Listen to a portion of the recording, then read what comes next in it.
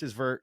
We got to increase his 40. We want to make sure his flying 10's here. We want to make sure these splits are here. We want to increase his broad. How are you setting up that week then of a training week? So it'd be like upper, lower, Monday, Tuesday, off Wednesday, and then upper, lower, Thursday and Friday.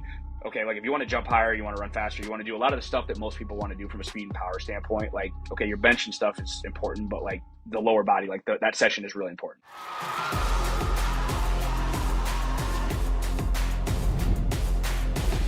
What's up, everybody? Welcome to another episode of the Garage Strength Podcast, and I'm here with the king of the PA Press, Earl Kunkel, along with our guest, Coach Joey Burgles. Joey, Earl, what's up to both of you guys? Thanks for being on the podcast. Earl being remote actually is odd because usually he's sitting right across the table from me. Yeah, I'm at home today. I have something up on the screen too. Yeah, right. Can you see it? Hold on. I see that now. It's going. I did not see that in the beginning, and now I see that being okay. There we go. Nice little. There we go. So that's actually the thumbnail we made for. Yeah.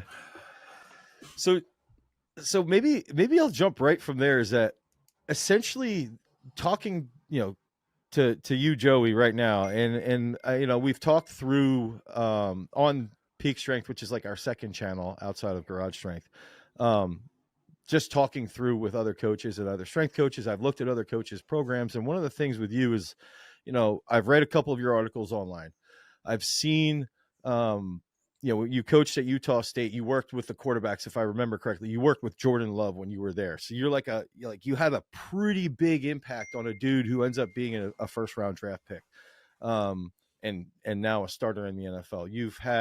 You've worked with Texas Tech. You've now also, I think the coolest part for me is that you've worked with these super elite level athletes, and now you're at J.J. Pierce High School, and I've seen you work with other individuals in like a one-on-one setting as well. So you're doing a one-on-one applied setting.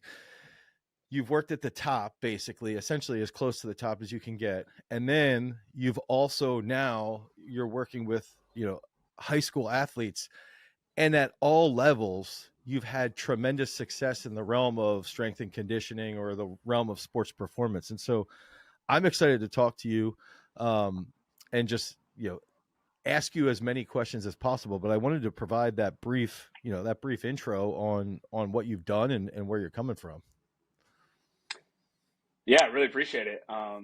I guess pretty well said, and I'm looking forward to being on and talking with you guys, and kind of digging deep on some of the sports performance and strength conditioning concepts, the kind of stuff behind, I guess, my thoughts and kind of my approach to those things.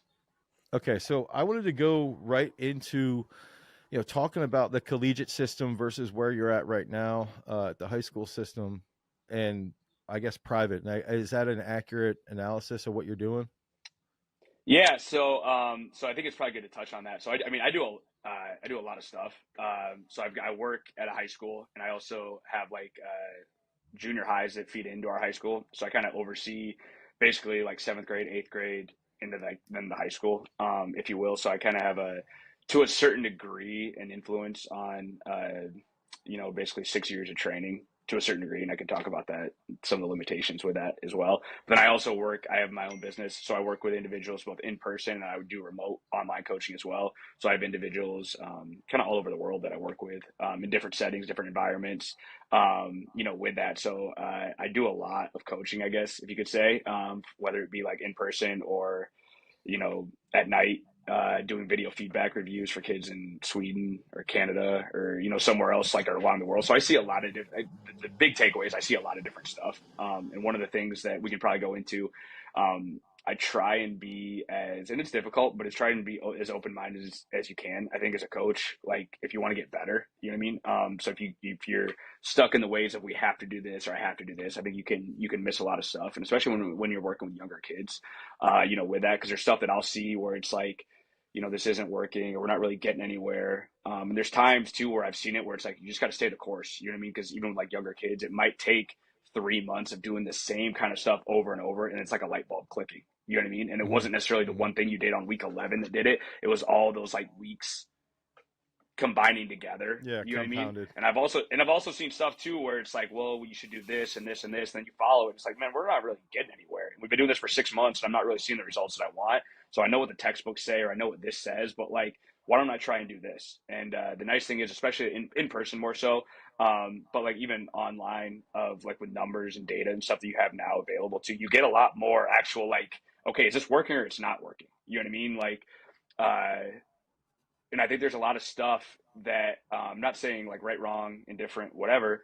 but there's a lot of stuff that I think I don't necessarily know if it works as well as maybe some textbooks say it does. You know what I mean? Like when you Mhm. just look at like say even just I'll just go like an example, and this isn't sometimes just like say make a statement like this and people are like, okay, you don't care about getting stronger. You know what I mean? Which I absolutely do. Like I can tell you right now, like the athletes that I have that whether it was in college that could jump 40 inches or the high school kids now that I have one kid that can jump over 40 and I've got like 5 or 6. I think I've had 7 or 8 kids in high school jump over 36, obviously on the mats, but I'm pretty specific about not trying to cheat on those. So I get like relatively realistic, consistent numbers on that. And the kids that I have that can jump good, they're all, double body weight, full squats, no belts. You know what I mean? Like they're all like strength is important.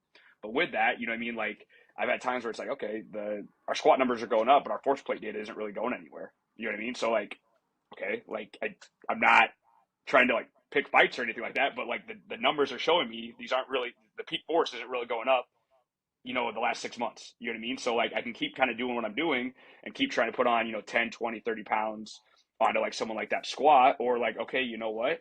I still would like to see that squat go up, but maybe if we're doing isometrics or other stuff, that has a bigger return on seeing the vertical go up or seeing our sprints go up or seeing the other things like that go up. So long-winded, which I can be pretty good about being, but like that's what I try and be is like open-minded and try and see, like I said, you can see patterns, I think evolve, or you can see a lot of different types of patterns when you start like paying attention to stuff. So like a good example, again, going off a little bit here, I've got like kids that like, and I can talk about Jordan Love. Like this is just a thought in my head. Some of the best athletes that I've had, whether they're football players or whatever, everyone's fast, everyone's explosive. But just because you're the fastest, most explosive, doesn't necessarily always make you like the best or even like really good at your sport. If that makes sense. Mhm. Sometimes like you see stuff like I'll do like drills like a skater hop or different stuff like that where you're having to stick, like different like I call it kind of coordination type stuff.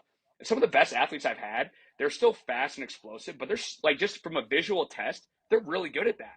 Like I had a kid that's at TCU right now that like I worked with for the first time. I worked with his brother at Texas Tech who plays in the NFL. I had a kid that's a 4-star safety that's either going to go to like he's going to go to one of Power the best five. schools in the country. I'll just say Yeah. that. Yeah, like one of the best of the best. And I'm watching him. He's like a top 200 ESPN player right now. And like him and Jordan Love would be the same way. Like they just do these drills. It's like, man, you're just like, you've never done this before, but you're really coordinated. You know how to get into the position that I want. And you're like, after 20 seconds, it's like, okay, that's exactly how I want it done.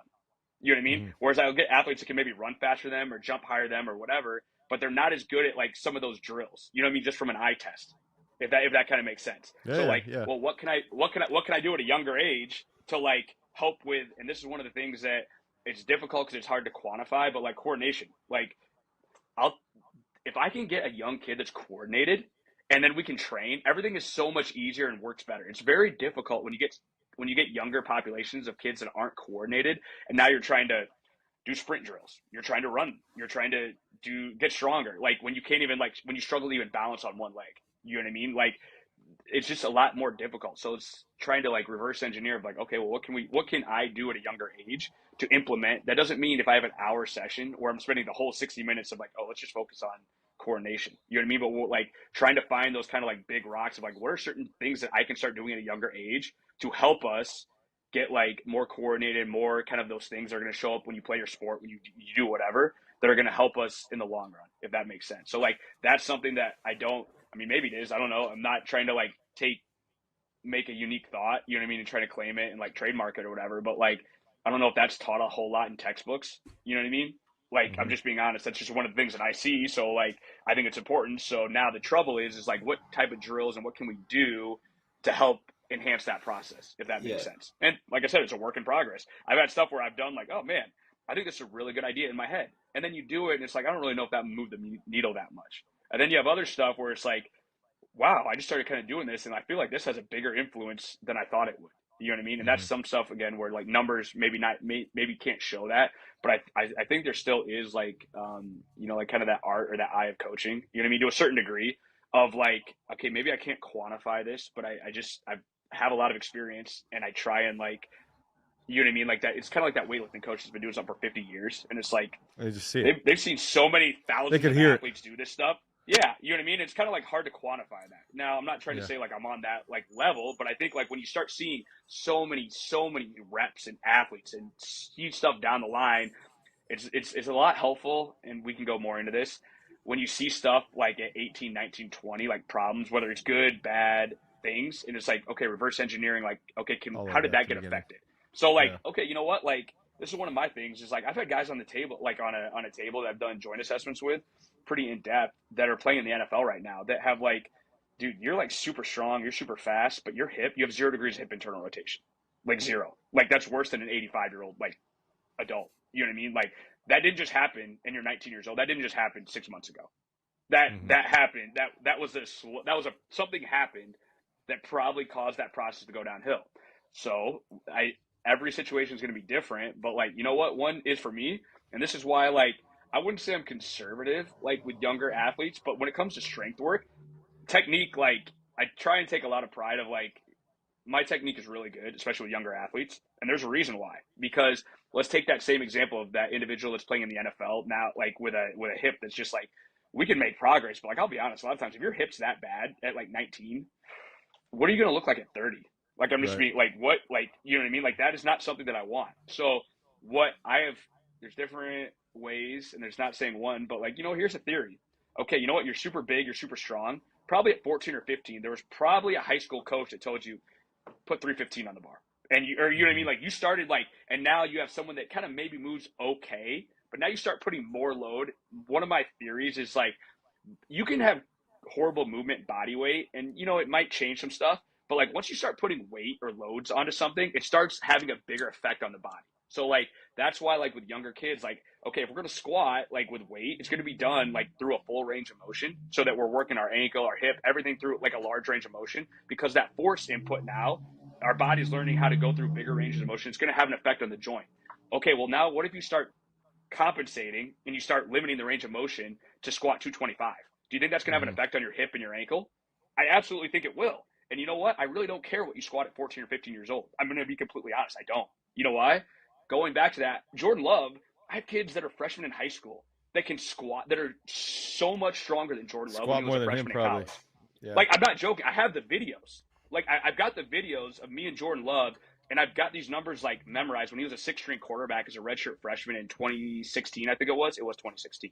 Of him doing 4x4 with a 4-second lower of 205 on a back squat. He had already been in college for, like, 8 months at that point with me. So, like, you would say 205 for 4 sets of 4 with a legit 4-second lower. I have freshmen in high school that can do that. You know what I mean? Like, so when people try and tell me this stuff, like, I've seen the process. I've seen it play out. Like, this guy's playing in the NFL. He's one of the best quarterbacks right now in the NFL, probably a top 10. So, and I try, like, I'll be honest, if you disagree with me, like, completely fine. And I just said I'm willing to change my mind and try and be open-minded. But, like, when people try and make some of these arguments too, and I know this is going to kind of sound, like, arrogant and, like, whatever, but I think now we live in a time where everyone's an expert. I'll be like, who have you coached? Or who have you worked with? Show me who have you worked with. And you can disagree. I'm going to be honest. I'm not going to lose any sleep at night. Like, I'm completely okay with that. But, like, if you think you're going to change my mind and you've never, like, you haven't really thought a whole lot of stuff through and you don't really have any background with it, I'm not going to go to somebody that's an expert in something else, medicine, and be like, you should change your approach to that. Right. That's not my area. I don't have that. But now, especially with fitness, strength and conditioning, health, everyone, like, whatever, everyone thinks that their opinion on certain stuff matters and should affect training.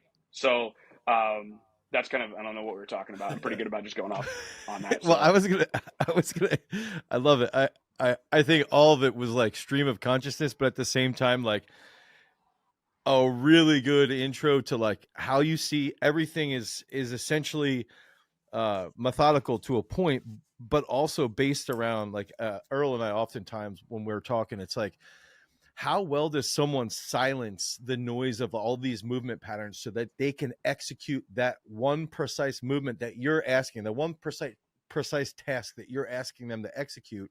And if they can do that, that's typically where you see, even with a young kid who's a dog, like a kid in 5th grade, you ask him, I've seen your videos with like pistol squat, like, yo, I want to see you do a pistol squat. And some kids that are savages, it's like first time you demonstrate, they're good because they have trunk control, they have mobility, they have the position, and they also have the connection between the visual to the coordination.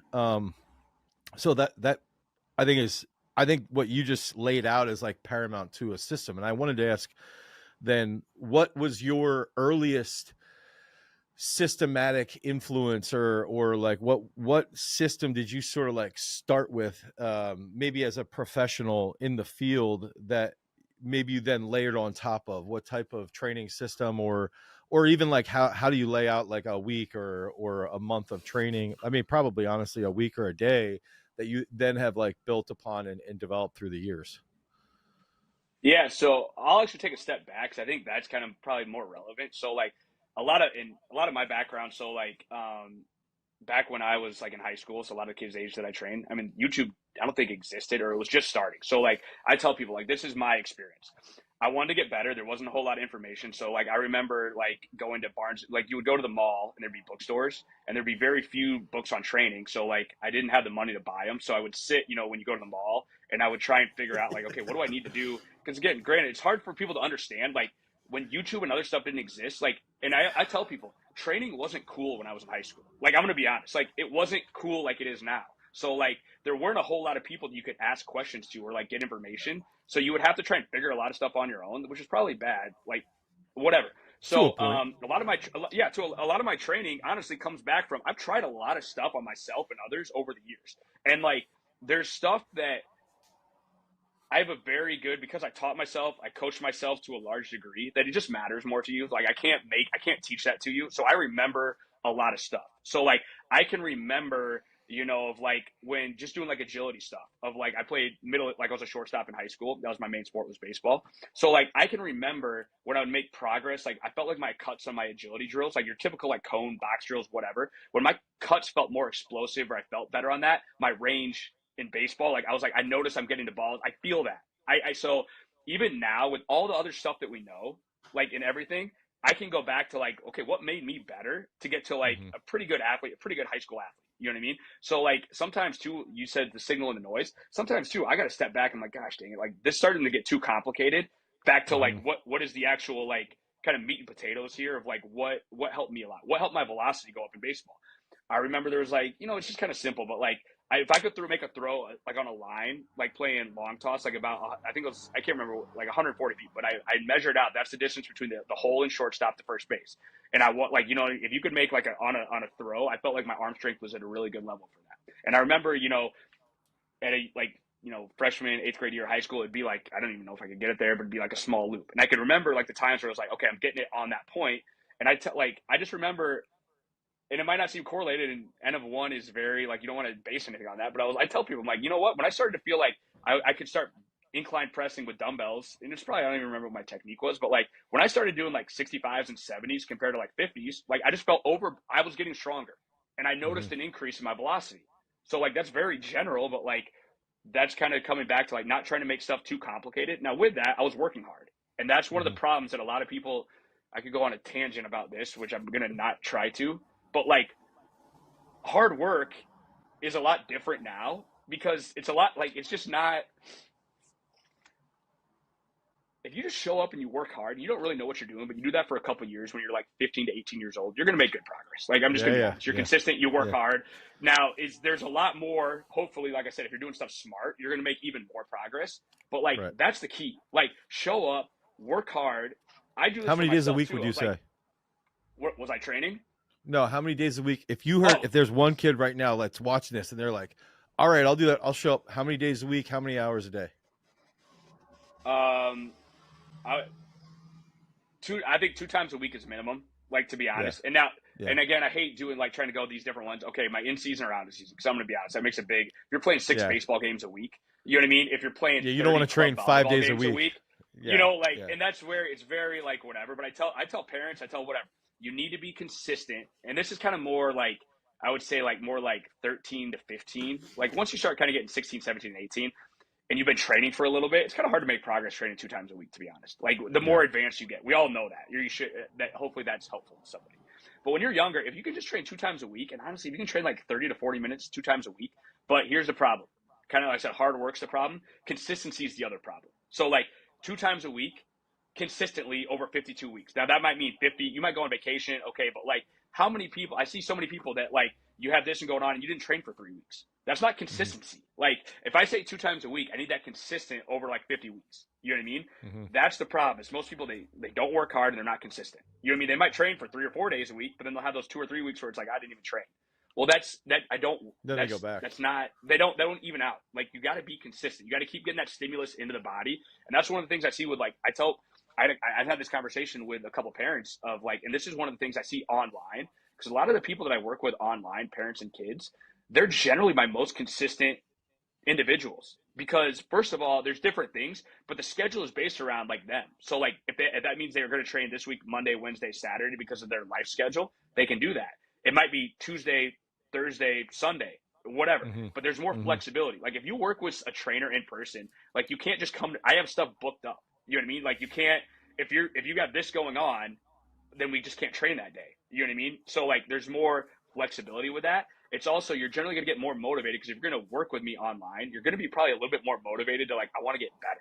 You know what I mean? There's that aspect, but they're the ones that I see. I'm like, I've got like one of the kids that comes to my mind. There's 2 kids obviously that come to my mind. Like a girl that was like, we started deadlifting, a 7th grade volleyball girl back in like, I think it was October. I've got the video on my Instagram of like 80, even like 75, and it's rounded back, and it's like, okay, we're gonna have to kind of reconstruct, build this up. And then just like 3 months later, and I think she was doing like 135 with like perfect technique, like hips and the shoulders, everything rising together, like which is what you don't see, especially with a max effort attempt. And I was like, in 3 months, we went from that to that, which is like a ton of progress. But like the problem, it was just consistency. Like every day she was showing up 2 to 3 training sessions a week. I'd give her the feedback or her dad the feedback. We'd make the corrections, be like, oh man, we made so much progress. I have a kid out in California, he's another 7th grader that like freehand front squatting with a 65-pound, and it was like hips shifting all over the place and like depth. He has some ankle restrictions, which we worked on, made a lot of progress. But like just, I think it was on Monday, I had the video of he did, I think it was 110 for 3 with like a 3-second lower, 1-second pause with like perfect technique and deeper. You know what I mean? So it's like in like a 3-month period, I went from a 65 of like a hip shift and kind of looking like, oh my gosh, we got something to work on, to a 110 where it's like, this is really good lift. So like that consistency aspect, when I say like staying with something earlier, I said if you stay with something for like 11, 12 weeks, then you see that thing kind of light bulb click. It's revolved around consistency. Like you're every week you're kind of getting that stimulus in, you're working on it. The ones that where it's like you're just inconsistent, that's where I see like the trouble. And so if you can get 2 sessions in a week and you're just like 30, 40 minutes, work extremely hard, but it doesn't have to be anything crazy, you're going to make a lot of progress. And I know it sounds simple. I think it is simple, those first couple of years of training. If you do stuff smart and you're just doing those things, the hard part is, and this is why a lot of people, I had this conversation with somebody the other night, right? These podcasts are good because every time when I talk to people, then I can relate these conversations, which I don't really in any other format. I told them, I was like, most people, they think they need a program. Like I need a training program, all right? Most people, honestly, most people need a trainer for at least a period of time to get pushed really hard. Because I think a lot of people, I don't see a lot of people that can really push themselves hard. That's probably maybe 5% of the population. I'm going to be honest. So like, if I give you a program and you're kind of like, you've never really been pushed, you don't really know how to work hard, it doesn't matter any program you get. I don't really know. Yeah, it's going to be good stuff, but like to make long-term 6-month, a year, 2-year progress, you have to work hard, if that kind of makes sense. And I think a lot of times that's why we all hate this. It's talked downly upon now, and I think we can all probably relate to, like I tell people, like, I remember in 5th grade, this was like 25 years ago, we'd get one water break in a football practice, and it was like a cooler out of the coach's pickup truck, and you get like, but you know what I mean? And now, like, I do not support that at all. You know what I mean? But I still remember how bad those August practice were. But you know there was something to it that made you a little bit tougher. And that's what, like, so, like, anyway, I'm a big, like, I can't stand, like, safety is number one priority. But with that, you know what? Like, I understand energy system demands of certain, like, sports and whatever. But you know what? I remember I still remember after a 7th grade basketball practice at 6 a.m., like we were so tired, how good that water tasted out of the water fountain. After that, like Yeah. horrible, I can't tell you the day of that practice, but I can remember that. Right?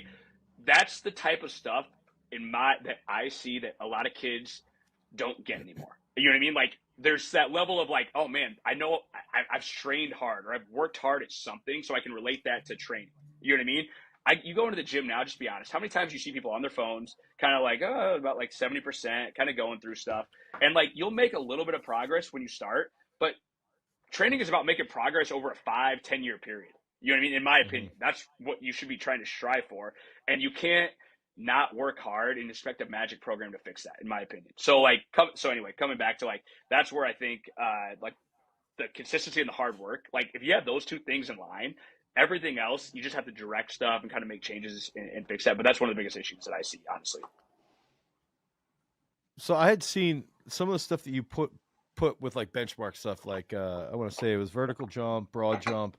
You're looking at med ball throw, you're looking at flying 10, if I remember, and like some curve runs. I wanted to ask you, like, if you set up a week of training, how do you set up a week of training where it's like, okay, like how many days are you going to be doing some type of squat versus how many days a week are you going to be doing? And if it's perfect scenario out of season, training for a football player or, whatever, soccer player, Yeah. let's just say, you're looking at it like, okay, we got to increase his vert. We got to increase his 40. We want to make sure his flying 10's here. We want to make sure these splits are here. We want to increase his broad. How are you setting up that week then of a training week? Yeah, so generally I like going 4 days a week. So it'd be like an upper lower split. So like upper, and I'll kind of talk through this. So it'd be like upper lower Monday, Tuesday, off Wednesday, and then upper lower Thursday and Friday. I like, and I think it's challenging, but I like the high low kind of model with Charlie Francis. And I can talk about like why it's a challenge more so probably now than ever, with some other factors that a lot of high school kids just have.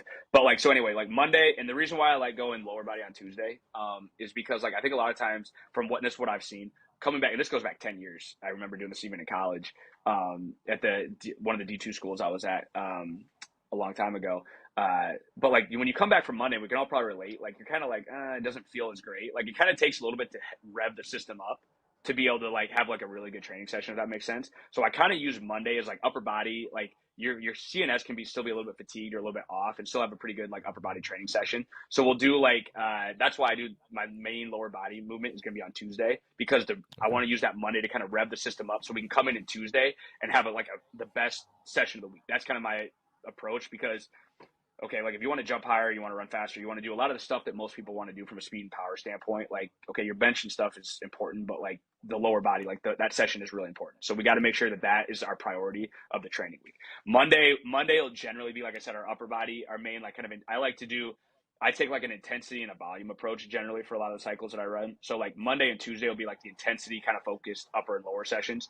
Thursday and Friday, because by the end of the week, you're pretty fried, to be honest, with a lot of stuff. So those are a little bit more volume based. So we still obviously want the weights and stuff to increase, but it's more about getting the reps in and getting more volume into the back end of the week, with that. So Monday is generally going to be like our upper body day. I like to incorporate some type of medicine ball throws into it. I like to incorporate like some low level accelerations, some other stuff, just to kind of, like I said, get the body heated up without negatively affecting the Tuesday session, if that makes sense. So I don't want to fry out the CNS, but I want to give it a little juice and we get a little bit of stuff in. Tuesday is going to be like our main, whatever that kind of cycle emphasis or whatever it is, that's going to be like our heavy, intense stimulus. And that might not even mean like the heaviest, like a 1 rep max or anything like that, but it's going to be like, okay, if we're doing like, say, eccentrics or something like that, or pauses, like that's going to be our main stimulus of the week. Our most intense stimulus is going to be on that day. I generally like to split up. So like I'll have 2 run blocks. Sorry, coming back. Monday would be like a tempo work based day for like aerobic system too. So we do like tempo runs on Monday. Tuesday, I generally do like an acceleration based and a max velocity based speed sessions. So like generally, and I've kind of switched this up to be honest.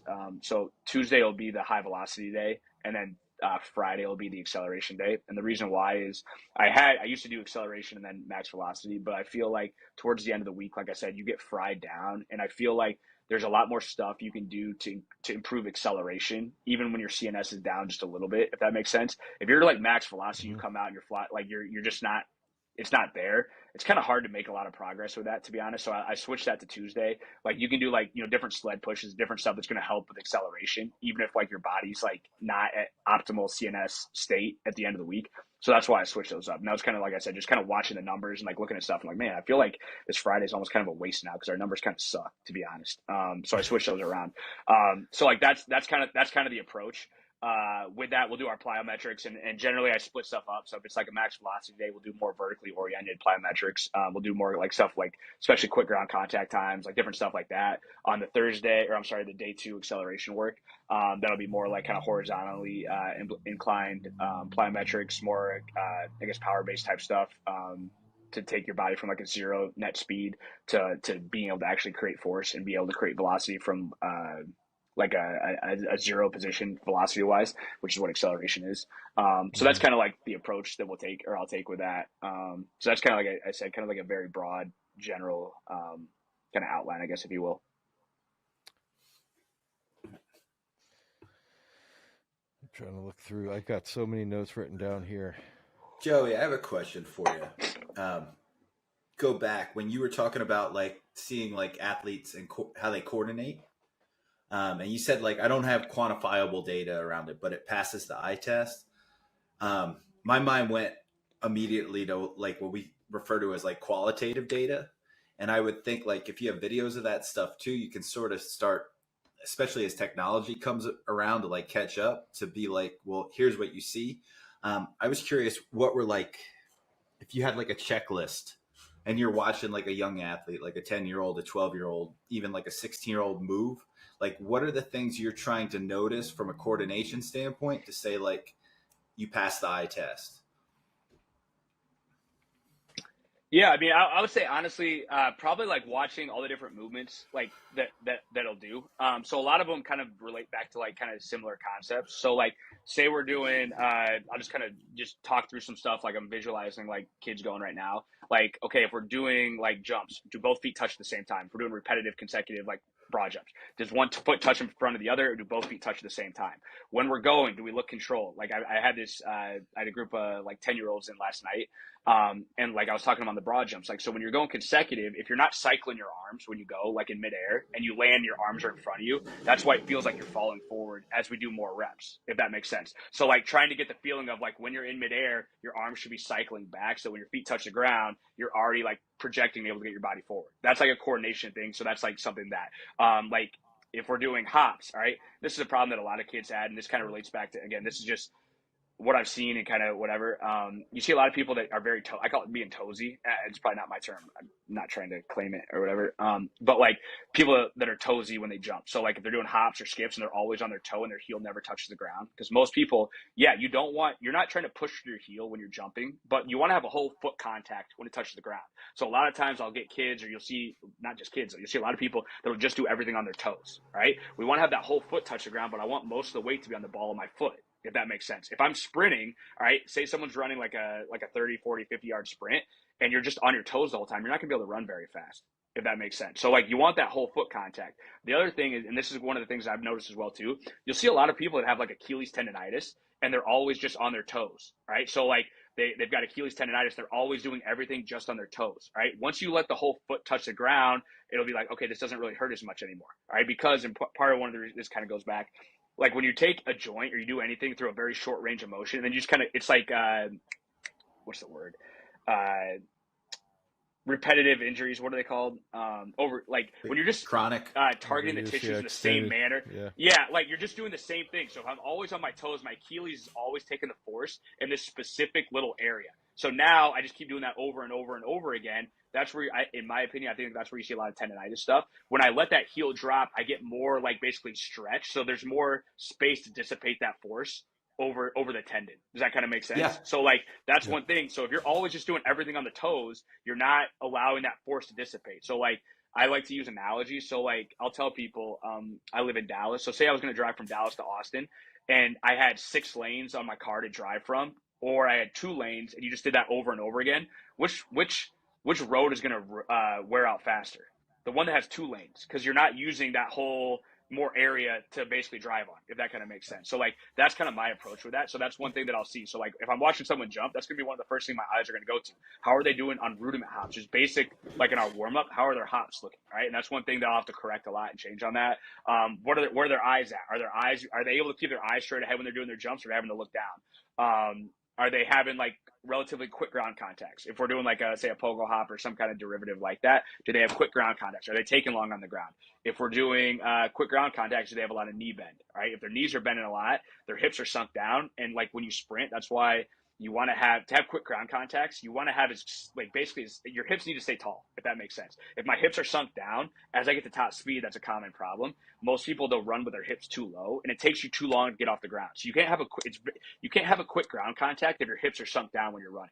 Now and that's why I see people like stay low when you run. All right, and it's not necessarily like a bad thing that you want, like when you're accelerating. But if you tell someone to run low, you're going to see people like bend over, and it's going to get like a lot of times the negative effect of what you want, if that makes sense. So like that's like one of the things when I'm watching, like what's their knee height look like, or what's their hip height look like when they're doing like repetitive jumps. I'm trying to think what else. What do the feet look like? All right, if we're doing, this is one thing that I see a lot. So like if we're jumping and I see the feet like always like externally rotated, all right, at 9, 10, 11, 12 years old, that's probably a compensation right now that like we have more room to be able to fix and address than when they get to 18, 19, 20 years old. Kind of like I talked about that example. Okay, so like that's one thing I'll cue all the time. Hey, what do your feet look like? All right, if we're squatting, all right, I'm not saying you shouldn't have a little bit of external rotation with the feet, but like, okay, if you can squat relatively with your feet relatively straight, that's what I want. If you have to do a full squat, and if you have to rotate your feet out a lot to be able to get into a full squat, that's not what we want. You're stressing a lot of tissues that we don't, or joints that we don't. Joey's want, attacking my squat technique right now. Yeah, I was gonna say. Well, no, I'm gonna be honest, because like, yeah, no. Well, no, I mean, like, and I'll use. I'm the guy that can like go like this and squat like this. Yeah. So like, and I'll use myself as an example here. So like, I've had meniscus. I had meniscus done when I was in college, and I've got like another. I need to get it cleaned up again. But I have videos of myself like squatting. I was like, man, I didn't realize how much it was my right side, how much my right foot rotated out to squat. You know what I mean? Because I've competed in a couple weightlifting competitions. Obviously not like a super high level, but like I like to train, and I like to train pretty serious. And I was like, man, you know what? Like this all kind of relates, like, because my ankles aren't very good. So to be able to get down into like a deep squat, I have to externally rotate my feet. You know what I mean? Or supinate them to be able to get down to that position. So like, anyway, going back to it. Now, if you're trying to compete at a high level and anything, you're going to do what you need to do. But like, if we're training 10, 11, 12 years old, I guess probably important to come back fundamentally. Okay, I want you to be your best at 17 or 18, because that's when actually it matters to get scholarships and like go on. And now, to be honest, we live in a world where everyone wants the best 12 and under team in America. That doesn't mean that you're going to have the best 17. You know what I mean? To be honest. And so like, that's where your goals, and like, I want to, okay, so like, you know what, maybe I'm giving up 5 or 10 pounds or an inch or two here at 11 or 12, but I'm trying to fix issues so that at 17, 18, 19, it's like, okay, this is a really good, healthy body that is in a really good spot to keep making progress. You know what I mean? It's not like, oh, the ankles aren't very good, the hips aren't very good. Like, well, what were we supposed to do? Like, well, you should have looked back 7 years ago and fixed those issues.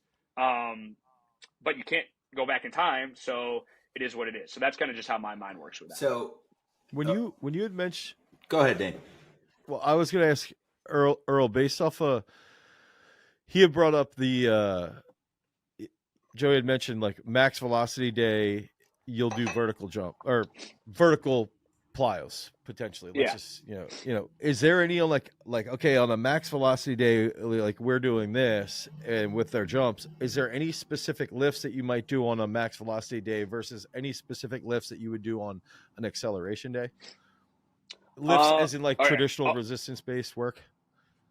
So I'll take a step back, and this kind of comes back to what I was kind of talking before, because the more trained you get, I think you need more specific stimuluses, if that makes sense.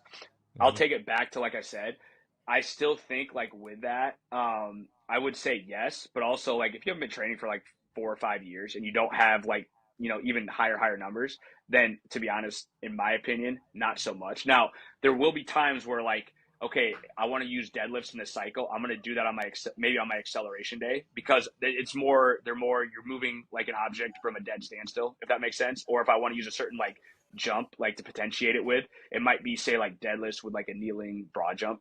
kneeling single leg broad jump, because we're going from a static position and you're also trying to work on projecting your hips outwards on that kneeling broad jump, which is really important for being able to accelerate. So I will do that. With that said, though, I think that's where there's certain stuff too. Like, I'll be honest, like, I don't want to do, if I'm going to use like on my volume day, sometimes like I don't really like using deadlifts a lot, especially like even with like athletes. Yeah, they've been training for a little bit, but like if you ever done 6s or 8s for like repetitive sets on deadlifts, like with a lot of like even like relatively well trained like kids, it can start turning into like, it's not, well, you lifted it, but your back was like, no, I don't really like that position. You know what I mean? It's a lot harder when you have a group of like 50, 60, 70, 80 kids going at one time. It's a lot harder to be like, don't, you need to go down and wait. But I lifted it. I know you lifted it, but it wasn't very good. You know what I mean? So like there's going to be that like certain exercises. I'd say it's kind of more sometimes certain exercises. Like if I'm going to do volume, I'm not going to use front squats for volume work, because what's the first thing that fatigues when you start front squatting? Your upper back, and like, you know what I mean? You're going to start seeing a lot of that stuff. So like if I'm going to do a volume base, if that's going to be the emphasis, I'm probably going to use a back squat instead of a front squat on that day, if that kind of makes sense. So it's kind of relates a little bit more, I guess, to that. You know, with that, but I'll take it again. I've taken a lot of steps back here. I also have some kids that like, okay, you've got like a 39. I've got a kid that's got like a 40 point, I think his best is 40.4 inch vertical jump. He's run a 0.91 flying 10. He's broad jump 10 foot, like really super explosive. He's been training with me for 3 or 4 years now. He's a junior in high school. So Where do you measure that like, flying 10 from? Are you measuring that at like 30 to 40 yards or? Yeah. So that would be a 30. It would be a 30 build. So it'd be like a 40 where you get the 30 to 40 segment. Okay. With that, but I mean, I'll do different. Like I'll do 5 plus 10, 10 plus 10, 20 plus 10, 30 plus 10. But they're all like, I consider them different exercises. So if I say fly 10, it's more of like a max velocity type fly 10. That's kind of how I just kind of quantify it. But anyway, so like with him, and this is where like I'll be honest, like he hasn't done. I just kind of like, and this kind of goes back to, I don't really care about, you know. I don't care about hyper. Like, to be honest, like I don't think he needs to do more than 5 reps. I'm going to be honest. You know what? Because all I care about is his vertical going up and his sprints going up. So, like, I think the last year, that kid specifically, like, I've kind of tailored his program and a few others that are more like, okay, we can't just keep doing 5x5 and expect our 39-inch vertical to go to 40. Like, I'd just be honest. If it did, I would do it. Believe me, I would do it. But, like, you kind of get to, like, certain levels where it's like, okay, you got to be more specific to get this, like, 2% improvement. You know what I mean? So like now most people, it takes a while to get to that point. You know what I mean? And there's other factors that go into it. But like, so with him, like we never did more than 5s. I always had him do like basically doubles, triples on a lot of stuff. And it was a lot of times too, it wasn't even about like the weight on the bar. It was more like, okay, I need to see what's more bar speed, or we do like chains or accommodating resistance. You know what I mean? And I do different kind of pairings with it. Because his number one KPI was, it's funny. His number one KPI was running faster and jumping higher. And then like, a couple months or like 6 weeks ago, I think he did like 350 on back squat at $150 with no belt. You know what I mean? Like full range of motion, which is like, what is that? 2.2, 2.3 times, you know, body weight for a 17-year-old.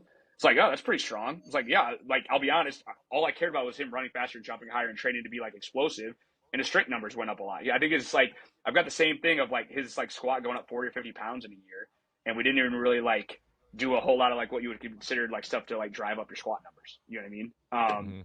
So like, I'll be honest, like I'll just kind of take a mental note on that, like kind of keep that and then kind of keep going forward. So I think a lot of times too, you can still make a lot of progress. This is one of the ones I didn't really answer your question going back. One of the ones that was like a turning point for me is back in, I believe it was 2009, no, it would have been 2010, I think it was, Christian Thibodeau. He wrote an article on T Nation, and it was kind of geared towards his like approach to like velocity based work of it wasn't like a West Side style, but it was kind of like it was similar concept. And I was like, oh man, that's really interesting. So I started using that, and that was one for me that I started to see a lot of progress in my own kind of lifts and explosiveness. So that's one for me of like doing different waves between like, I personally like going between waves, because I think especially like with high school kids and to a certain degree, like if you go like read stuff like powerlifting or like West Side, it would be kind of like that 60%, you know what I mean? Kind of like area where you're looking for your like dynamic type days. And Thibodeau was talking about like stuff between like 70 and 80%. So a little bit more strength speed tape stuff. And I think it applies more because like you get a lot of like younger kids, they don't really know how to accelerate 60% to like the level that it needs to be, you know what I mean, to get the benefit.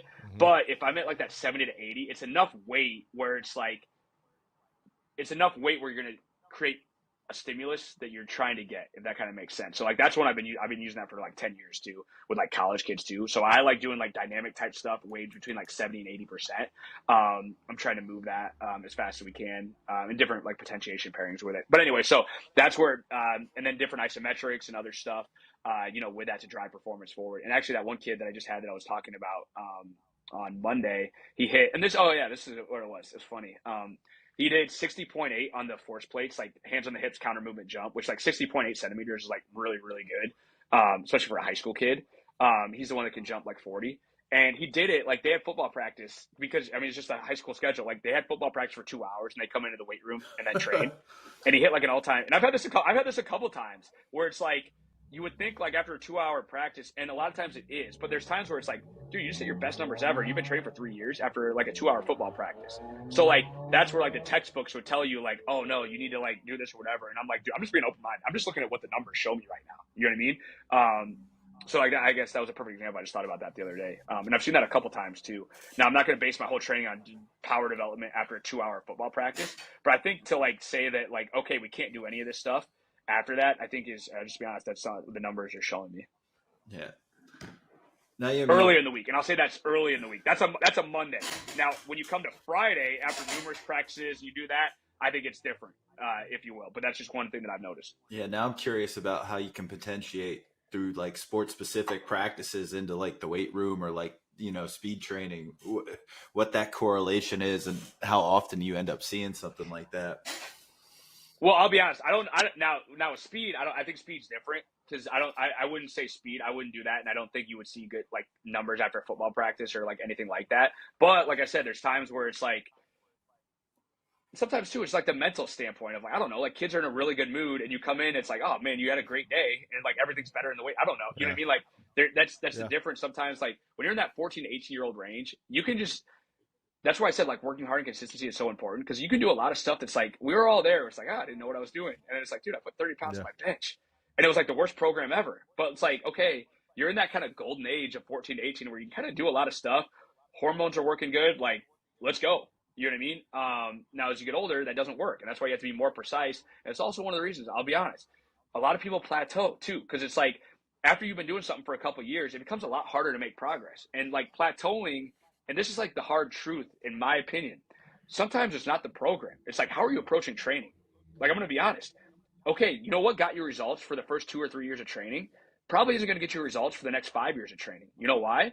Because you kind of like gotten past that kind of beginner middle stage. Now it's like, how much sleep did you get last night? Well, I made progress getting 4 hours or 5 hours of sleep for the first 2 years. That's not cutting it anymore. Like, I tell, and this is kind of, I try and be, I mean, I'm just going to be myself. I'm going to be realistic because I'm trying to drive. I care about numbers and making progress. Like, if you just come in and you didn't think it all about your training session and then you show up and it's like, let's go. How much thought did you put into that training session? You know what I mean? I know that's kind of direct, but like, okay, you know what? I'm not saying you have to think about this 6 days before, but like, okay, were you thinking about 30 minutes before this training session? Okay, what do I have today? Or were you thinking about last night? Man, I got to get my breakfast in so I can have a good squat day today. All right, if you just kind of showed up and, we got heavy squats today. We've had heavy squats for the last 6 weeks. Like, it's a Monday.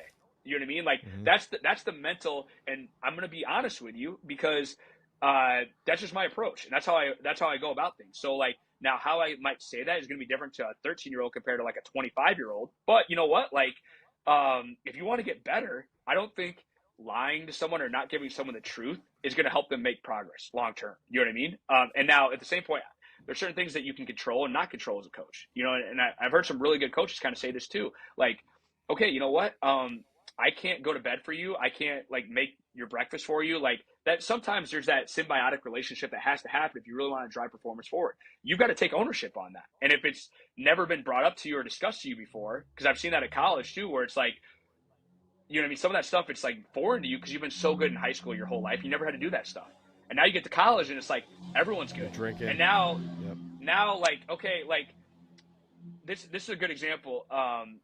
Terrence Steele, who's an offensive tackle for the Cowboys, he did, I think he signed last year for like a $50 million extension. Like, he was an undrafted free agent. I've got pictures in my phone, and it wasn't trying to like, oh, let's keep this or whatever. It was kind of like, I'll be honest, you've been training for a long period of time, and you see stuff you have respect for it. And that's why I tell kids, like, dude, I'll be honest, when you show up in the gym It doesn't matter what car you drive in. It doesn't matter how much money you make. It doesn't matter whatever. Like if you show up to the gym, you earn respect based about how you go about your business. And that means, okay, if you're on your phone the whole time, like I'll just be honest, I'm not saying you're a bad person, but like I just probably don't have a whole lot of respect for you for your work ethic. And that's how you show up every day. You know what I mean? The weight room, the gym, it doesn't matter that like, yeah, awesome equipment is awesome and we all love having it, but like a lot of people make progress with old steel and just like bare bone stuff. It's how you go about and you approach it. That's how you earn respect. So like when I Terrence Steele would show up at 6 a.m. We had a 6 a.m. list when I was at Texas Tech. I've got a couple different pictures of him at 5:44 a.m. and 5:46 a.m. doing his extra hip and ankle stretches that like I had shown him like, hey, this is what you need to be doing on your own to get better. No one told him he had to show up 15, 16 minutes early to get that stuff done. He was the only one in the weight room. It's an empty weight room. Nobody else is there yet. All right. And that's how you go from being an undrafted free agent to starting for the Cowboys as making a team for the Cowboys, starting as a rookie, and now being like, you know, one of the better right tackles in the NFL. It's little stuff like that. Now, is that going to make the difference between you being a horrible player and a great player? No. But when you get to that level, everyone's really good. Like, what's the extra little stuff that you're going to do? And you know what? I'm going to be honest. Like, I've watched that. He didn't say anything. He wasn't asking anyone to take him a picture of that. That's just how you go about your business. I took the picture because as a coach and as a human being that's been training for 20 years now, I have respect for that. You know what I mean? Like, You didn't have to do that. You showed up because you wanted to get better. And I think that's where I'm starting to probably talk fast and get like, I'm being honest. I'm pretty passionate about this. If you want to get better, like you need to have a level of intensity and focus about how you do everything. And it can't just be for 2 weeks. I said consistency, year upon year. And you know what? That kid that I had that jumped 40 inches, he had to wait 8 months before he hit a vertical jump PR. You know why? Because when you're jumping 39.4 inches, it's a lot harder to hit PRs. Now, when you start out, you're always, man, my squat keeps going up. My bench keeps going up. My sprint times keep getting better. There's going to come a time where that's not going to happen. Now, here's the challenge that we all have. I didn't get what I wanted. Okay, are you going to like, oh, that's not fair. I'm going to quit or like whatever. Or, and this was my approach. And, you know, I'm not saying it's right or wrong or whatever, but like, I think a lot of people that want to get better and it's like, okay, this didn't work. What do I need to do to fix it? Maybe sometimes I just need to work harder. So maybe it's sometimes I got to make this change or I need to do this or whatever. But like that, those are the times where you're going to get better. When it's like, I worked super hard for something and I didn't get the result that I wanted. Okay, what are you going to do now? You know what? Because I'll be honest, I think that's life. You know what I mean? You're going to have to hit those points where it's like you put everything into it, you didn't get your result. Now, what are you going to do about it? You know what I mean? I think that's one of the things that I think is important to learn at a young age to a certain degree because it's going to set you up. Jason, I can't remember his name, the NVIDIA CEO, he just had a great talk about at Stanford. NVIDIA is like, if you guys are into investing or anything like that, one of the most successful companies in the world right now with AI. And he said, I know this might come off as wrong or whatever, but like, I hope pain and suffering on you because people that accomplish great things in life, they go through, that's how resiliency is built, through pain and suffering.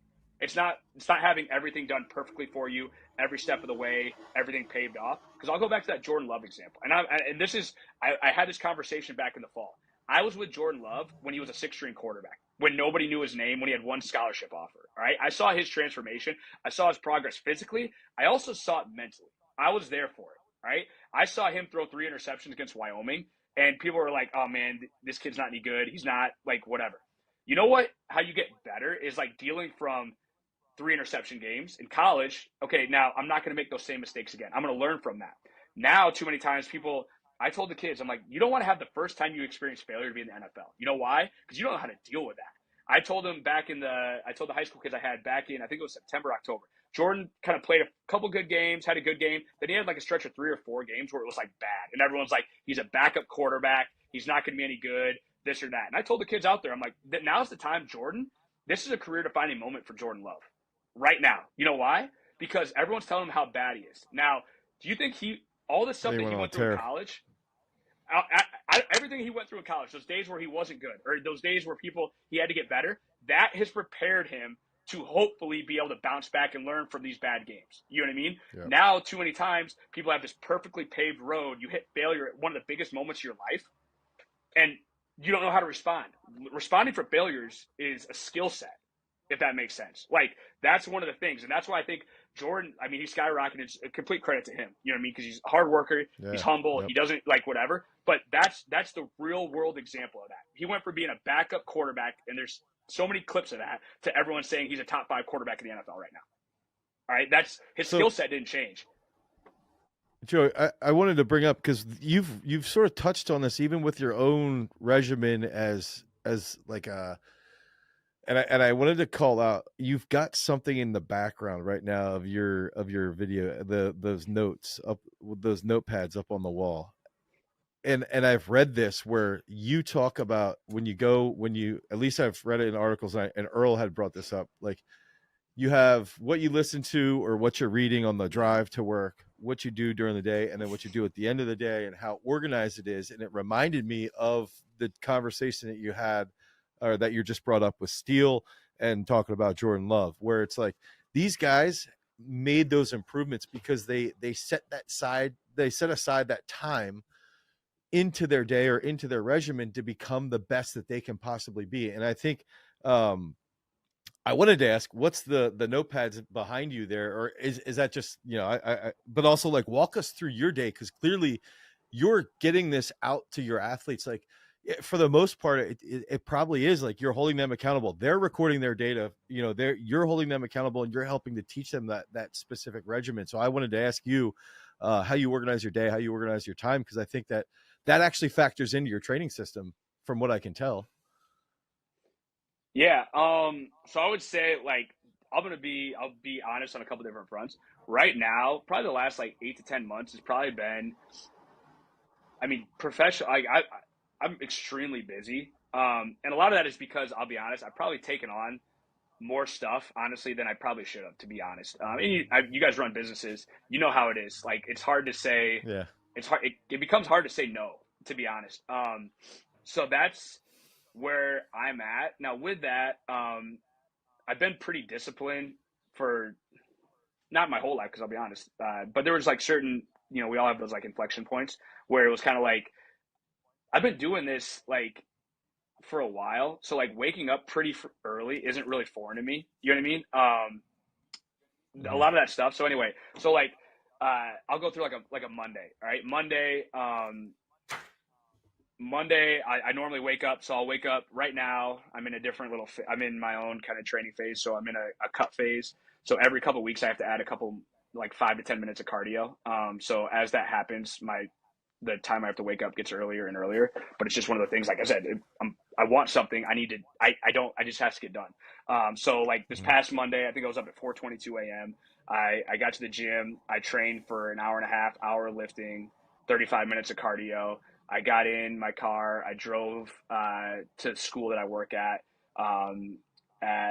So I got here at 7:45. Train people during the day, and then I'll have. Kind of depends, but like on Monday, I had a 5:30, a 6:30, and a 7:30 training session. So on Tuesdays, I got to be up at 4:45 a.m.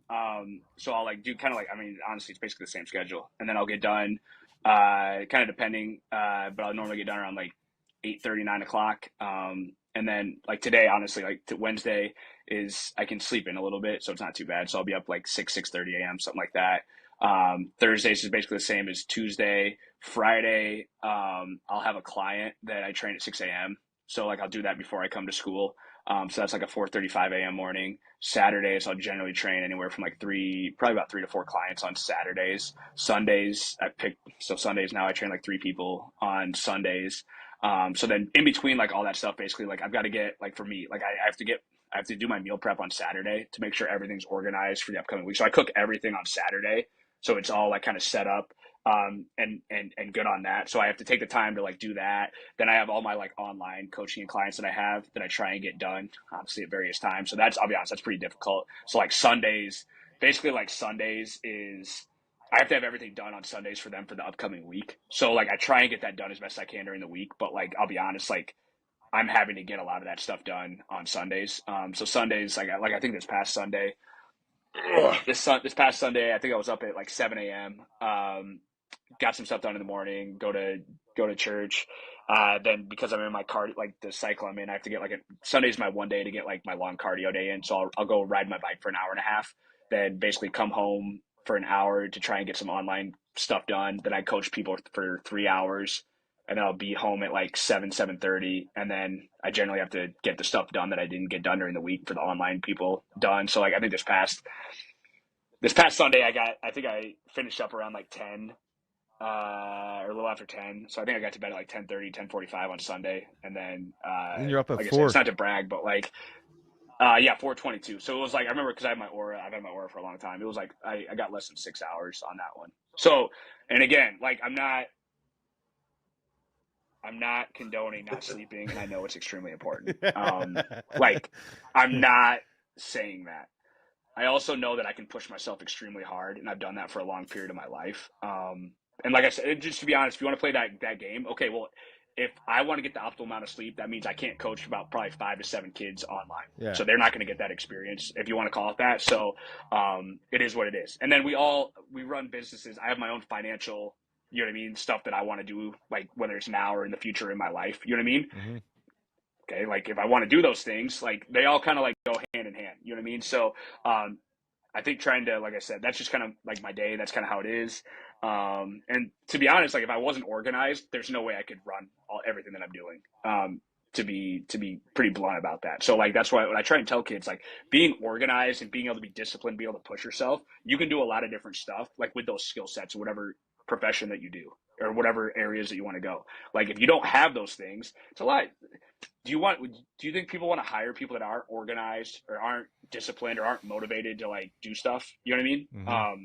That's just kind of my approach. That's kind of honestly, that's my day. And I think the other thing I'll say is like, this is what I have some people that like I train online that are like higher level CEOs or like they run really successful businesses. They're extremely busy too. You know what I mean? So like when they kind of honestly, like from an accountability standpoint, that's one of the things I want. But like, hey, dude, I'm in this with you. Like, I'm pretty busy. Mm-hmm. I'm gonna get my training sessions in. I'm gonna like, if I'm trying to put on weight or do whatever, I'm gonna get it done, or I'm gonna find a way to get it done. If I'm trying to like right now, I'm trying to cut down for the summer to a certain level that I want to get to. I got to get my cardio in. I got to increase that. I got to be diligent on my macros, and I got to know exactly where I'm at every week. And I got to start like trying to cut my carbs on certain days and certain weeks. It's got to get done. You know what I mean? So like, if you're not organized, it's not going to happen. And I'll just, like most people in life, you'll make an excuse. Oh, I didn't have this or whatever. Like, and I don't like, I haven't really ever been a fan for that. And if you want to get stuff done, you actually really want to get stuff done, then excuses don't matter. It's either an end result. You got this or you didn't. And it's pretty kind of cut and dry, Yep. you know, with that. So, What are those notepads behind you? so like, I'll be honest, that was one, I did that like 3 years ago. It was probably about a year, I want to say. So I would listen to a podcast, and I would try and, cause this is one of the things I can't stand is like, when you read a lot of books, you listen to a lot of podcasts and like, it's like, okay, you're doing all this stuff, but like, what are the takeaways that you actually got from it? So it was like a way for me to like, when I'm listening to a 20-minute drive of like, okay, what did I actually get better from that? So it'd be like, I would have to honestly concentrate on what's one thing I can take from that. Like just a like quick note and then like a sentence or two on the back or something just really quick. Okay. And I would just like keep it, then I would put it on there. So like that's what I did with it. And I have it there. Honestly, I mean, I'll be completely honest. There's times where it's like, I'll look at, what does that word mean again? And I'm like, I can't even like, so, you know what I mean? It's frustrating. Like, I'll be honest, like I wasted 20 minutes of my life, basically kind of going back to that cut and dry. I wasted 20 minutes of my life and I can't remember that. So anyway, so like, that's what I do. I'm going to go back to because you were talking about before, as I was describing how busy I am, this has also been probably the worst, probably the last 6 months, the worst I've done in terms of like reading and continuing education. You know what I mean? Just because, like I said, like it's trying to get so much stuff done across the board. Like even just having time to get some of that stuff done has been a really challenge. Mm-hmm. So that's one of the things for me. Like just being completely honest, of probably trying to restructure some stuff to get that in. Like I'm taking a course in May at Altus on the weekend, so I'm really looking forward to that. I'm taking, like I said, some other, even just doing online courses is very difficult right now, just because like from a time standpoint of actually like getting into it and getting done. So like that's kind of like just being completely transparent. That's one of the struggles that I have right now of trying to like find ways to use time to get better, to be honest. So can we get you just in the light of time? Can we give you like, let's say 4 or 5, like you got to give us like 2 sentences, and then we're gonna move to the next question, like hot, like quick pace ones, because I got a couple. And Earl, you got to get at least 2. All right. So my first question: weightlifting derivatives in training. Do you use them or no?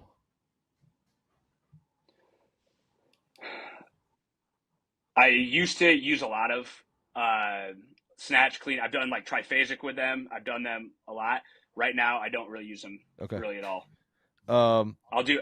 I mean, if you want to talk about clean or like pulls and like halting deadlifts and stuff like that, which I don't know if you want to even call those derivatives, but okay, that's fine. Earl, you got one? Yeah. What book are you currently trying to read around training? That's a good question. The one that I have right here that should have been done a couple months ago. The hard thing about hard things. It's about building a business when there are no easy answers. From a CEO, that's not kind of like a motivational. It's kind of like, here's the real world. You got to fire 10% of your staff, or your business goes out of business, or you go out of business. What are you going to do? Right. You know what I mean? Kind of like those real world ones. So, let's go with eccentrics and isometrics. When do you use them in training, or what qualities do you want to see out of each of those? So eccentrics, I use a lot of eccentrics in the teaching stages. So when I'm working with someone, it's always going to be like 4-second lower, 5-second lowers. There's going to be long pauses because that's, I think, from a motor skill development standpoint, when you go slow, especially like from squat and other stuff, you're going to learn better. So I use those a lot, and then I'll use them in different phases, generally like in the off season. I've used different variations of like the triphasic stuff from Cal Dietz, which I like a lot. I've been using that for over 10 years. And I've seen really good results with it. So I'll tweak that stuff a little bit, but that's kind of his kind of approach on that, is a lot of stuff that I'll use with that. Okay. What type of volume do you try to like you got one? limit rep ranges, like total jumps when you with your plyometrics on like with your acceleration and max velocity stuff? So a lot of times, to be honest, the time is always going to be a limiting factor for a lot of stuff, to be honest. And I'm bad about like, I'll program stuff in and it's always more than what time kind of allows. So like, to be honest, that's where I think, and this is where the textbooks compare to the real world. Like, sometimes I'll have like 3 sets planned in. It's like, dude, we can only get 1 set in today, or we're not going to like lift at all. You know what I mean? So it's like, the volumes aren't always going to be like perfect to a T because, just different factors and other stuff, especially when you have large groups, it's a lot more challenging. I'll generally, like I said, over like a 3 to 4 week period, try and build up the volume, with that kind of linearly with that for like the plyometrics and things along those lines. What was the other part? That was of the good question? enough. You got the volume in there. I was going to say the other part, I guess you could say like ideal rep ranges you like to use with your plyos, and I guess between your acceleration versus your max. Oh yeah. So I mean, I'll be honest. I'll be honest. That's one that's changed a lot too. Because I used to be like very like 3 to 6. You know what I mean? Like for your power and like kind of stuff. But then I kind of started noticing, because especially with other technology, I do stuff where it's like, say you're doing like a set of like pogo hops. I just have kids keep going, and like sometimes they hit their best rep on rep 12 or 13. You know what I mean? Of like an RSI. So I'm like, okay, if we only do 8 reps or 7 reps, we're missing a bunch of reps. So that's one where I've used a lot of technology, even though I'm not able to use it a lot, but I've gone more like, even on like consecutive broad jumps, like 9 reps or something like that. Like with that. So I've kind of expanded that, to be honest. Give me your, let's say top 3, like current coaching influences that you've learned from or want to learn from. I would say I use a lot of Cal stuff, and I've used it for a while. So I would say a lot of his kind of methodology and his kind of thought process with stuff is stuff that it's definitely been influenced a lot by him. I'd say kind of more recently, I've used a lot of, especially from a speed standpoint, I like Jonas to do from Speedworks. I use a lot of I like his thought process on a lot of stuff. And honestly, like when I look at my, how I kind of set stuff up with my speed work, a lot of it is kind of geared towards his kind of thought process and methodology with that. And then third one, in the past, and a lot of his stuff I still use, but Charles Poliquin is someone that I've done a couple seminars with, and I was able to learn from kind of in person with that. And I was around his teachings a lot. So I would say I use a lot of his kind of thought process and methodologies in certain areas as well too. Earl, you got anything? That was 5, so I hit my 2. I got my reps in for the day. Yeah, I got mine in too. So Joey, thanks for doing this. I feel like I had a master's thesis presentation from you, and I've learned a ton, and I'm excited for this. I appreciate you being on, and I look forward to continuing to watch everything that you're doing online. So thanks a lot. Absolutely. Really appreciate the opportunity to be on, and really enjoyed talking with you guys. All right. Thanks a lot. Joe. Peace. Later.